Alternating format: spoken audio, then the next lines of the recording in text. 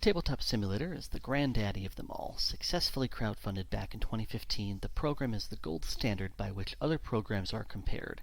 It's $20 on Steam for a lifetime purchase and plenty of cloud storage, and sometimes goes on sale.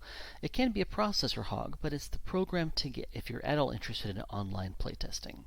What's built into TTS? Just about everything you can think of. Backgammon pieces, bags of holding, boards, calculators, checkers, chess pieces, clocks, cubes, custom tiles and tokens, dice, dominoes, go pieces, infinite bags, minis, pawns, poker chips, quarters to be flipped, and plenty more.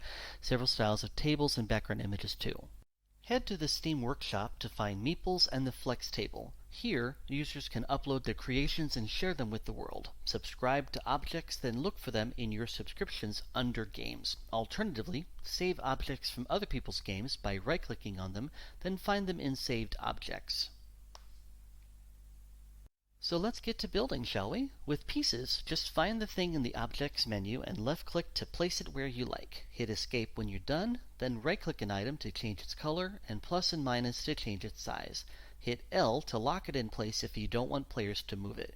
If you have saved objects, look for them in the Saved Objects folder. Adding a deck of cards is easier when you understand the logic behind the scenes. TTS expects a single image with all the cards on it. It assumes all cards are the same size and that there's no white space between or around the cards. What you want to create is a single image with your cards arranged in a grid with no white space between them. TTS calls it a card, but it can be whatever size you want. Bear in mind the ratio is based on the original file uploaded and the grid size you specified. Tiles and tokens are the alternatives in the custom menu. Tiles are great for things like coins or chipboard pieces, while tokens can work nice with PNGs with transparent backgrounds.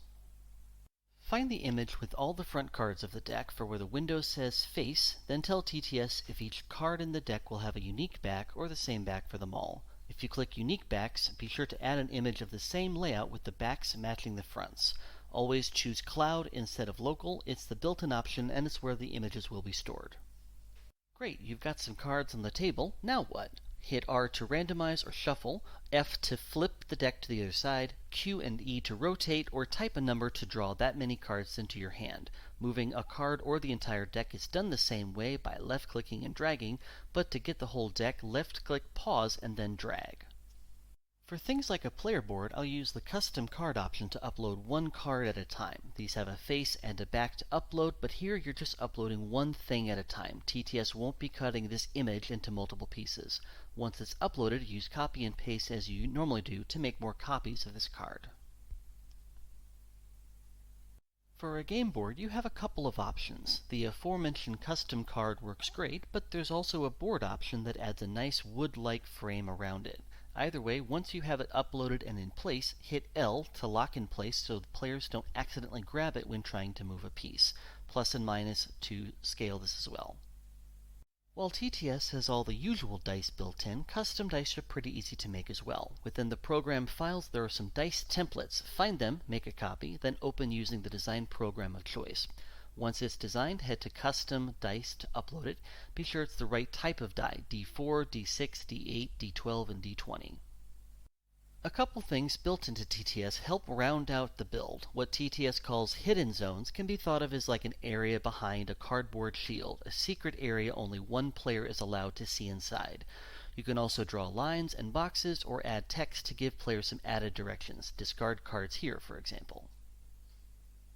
Now that your game's built, let's get it playtested in the virtual space. Prerequisites include a computer with an external mouse, a good internet connection, a headset, and the Discord program. Why a computer with an external mouse? You want your biggest screen and the standard for running it to control TTS.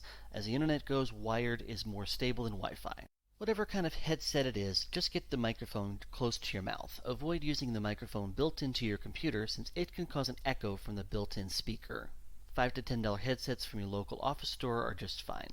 Do mute yourself if you're stepping away or munching on something, and try to reduce background noise coming from traffic, pets, or kids wherever possible. Discord has become a mainstay for many playtesting groups. It's a free computer program for voice and text chatting, and it's used successfully for everything from video gamers coordinating raids to virtual conventions holding hundreds or thousands of people. Download it, then join the servers or groups that you want. Where to playtest? There are several groups that meet at least once a week. Remote playtesting meets Tuesdays and Saturdays. Virtual playtesting meets Mondays and Thursdays, with the special session for longer games on Wednesdays. Break My Game meets every day of the week at different times. See the link for many more. There's no need to wait for a once every few months group or pay for the privilege of playtesting. While each group has their own rules and format to get your game to the table, all of them have a culture of reciprocity. You're expected to give at least as much time as you receive from others. Most groups ask you to state the amount of time you want, and bear in mind this needs to be a total amount of time: teach, playthrough, and time for feedback. Some other common best practices include being physically and mentally focused on the game at hand, so put the phone away and try to avoid distractions. Be patient with technical difficulties or people struggling to understand games in this new format, and remember to speak slower and clearer than you might in the real world. Not everyone is a native English speaker. Playtesting in TTS is different, but a valuable opportunity to get feedback from a more diverse set of voices. It's going to take longer thanks to the technical tax, so focus your tests on the mechanics and game flow. As with real-world playtesting, not every game is played to completion. If a player suggests going to feedback, go to feedback. It's safe to say the pandemic has thrown everyone for a loop, but the online communities have helped people around the world come together over games. Some online communities will be sticking around indefinitely, even after real-world playtesting has resumed, because it's become an opportunity to playtest at more convenient times or to hear more diverse voices. Thanks for watching.